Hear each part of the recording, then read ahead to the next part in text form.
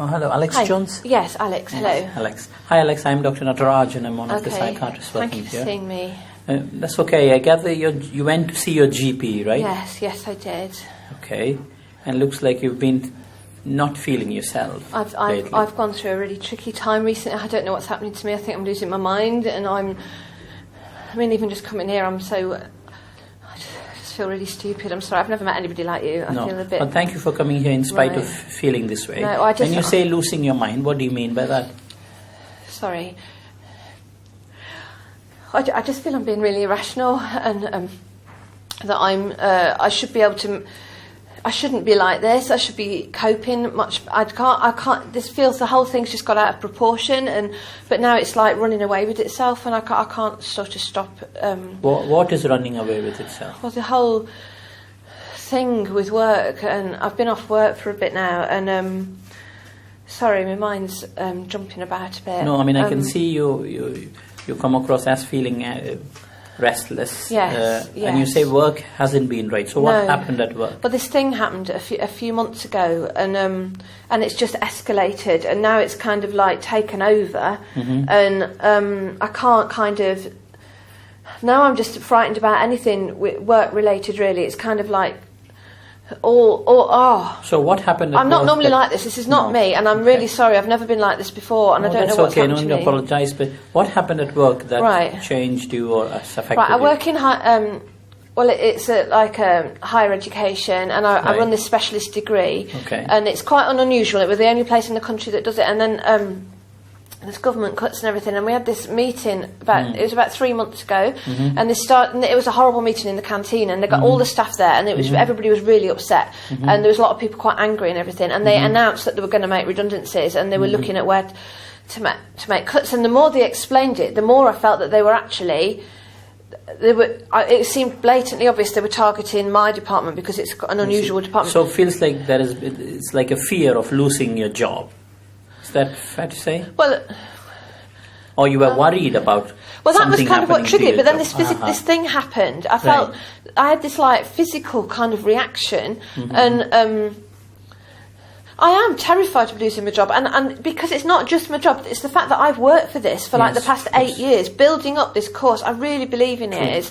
Sorry for interrupting you. You mentioned about some physical reaction. Yeah. What helped me understand that? Right. Well, it's happened a few times, but the first time, it's like I was in this room. I was right at the back. I couldn't have got out if I wanted to, and it's like the air was being sucked out of me, and it's like I couldn't.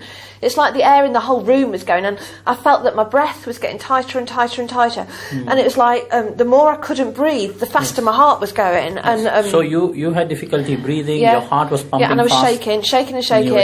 Trembling. What kind of thoughts did you have at that time? I honestly thought in that. When it started, I thought I was having a heart attack. I thought I was actually dying because I've never felt anything like it. And so my heart a horrible experience. Yeah, really and terrible. And you said it came again a few times. Well, How many times? Well, quite a few times, really. The next time was a few days later. What they started doing is sending like the seniors in to watch all the lectures. They said they were just doing like an audit, but I knew what they were after. And when I walked in the class the next time and I saw them sitting at the back, and they had like this, writing, clipboard thingy, and then it started because I thought, God, they're going to watch everything I'm doing. And honestly, I had to leave the room, and then I went home. I didn't even do the lecture, So it feels like just trying to get this right. So.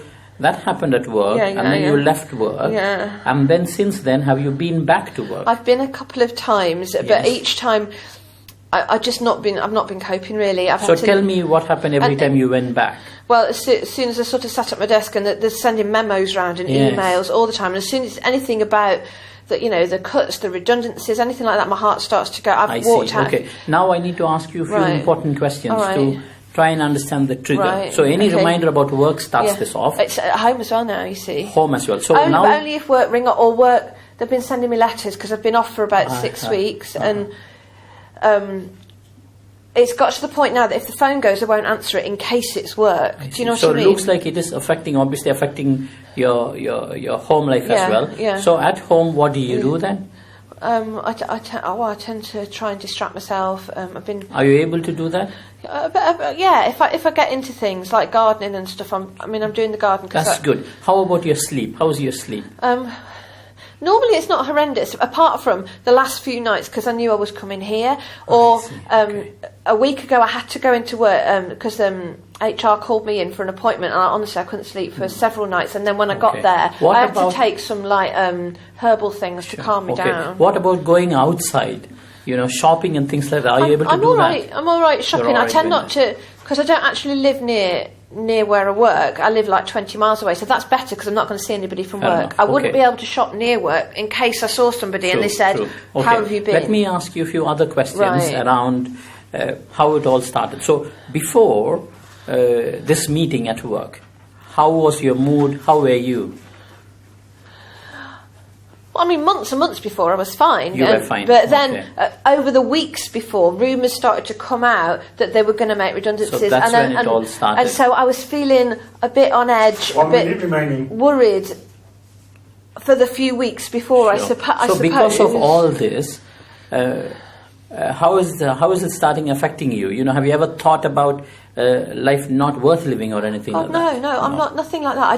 I don't want to be like this. No, I want to be at work, performing well, proving that my course is essential. This is the aim wherein we need to help you to get better. You see, the more I'm off, the more likely they are to make me redundant. True. And it's a vicious circle, and I've got no idea. And I'm desperate for you to help me, to be honest. Of course, sometimes when people are going through this, similar to this, people cope by drinking alcohol. No, I don't know. No. Well, not more. I only have a couple of glasses at the weekend. I don't have no more. Okay. I'm just trying to distract myself. But honestly, I can't distract myself forever. I've got to get back to work. Sure. What do you think is happening to you?